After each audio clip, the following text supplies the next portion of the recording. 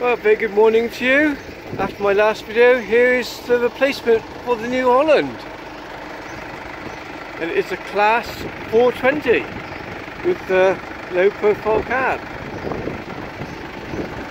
It's got AdBlue, which I'm not all that, well, they've got much choice nowadays with the new tractors, have they? But it's the first one I've had with AdBlue on it.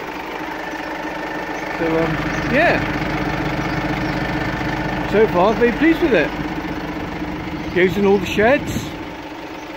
Got same loader as the New Holland. It's a MX100 type thing, but our one was a MX80. But so got the PCH and everything all on it.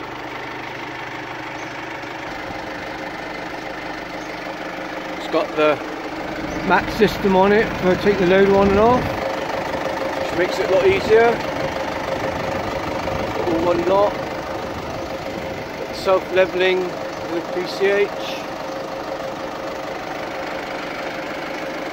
It's got the BAB radio on it, which I haven't managed to find Radio Cornwall yet, but we'll have a look later and have a look so you can find it. Wheels are set a little bit wider than what they was on the New Holland, but that should make it more stable. Got the hydraulic controls on the back. Got air on this one as well, which is supposed to be standard on them, by the sound of it. Not that I've got anything which works by air. Plenty of lights on the back.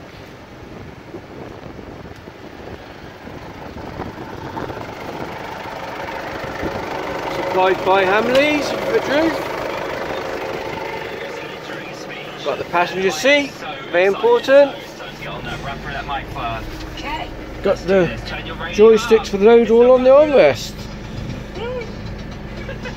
which is very nice. All the hydraulic controls, PTO selection there. And then over here on the dashboard, we've got the AdBlue and fuel tank there. Where's everything?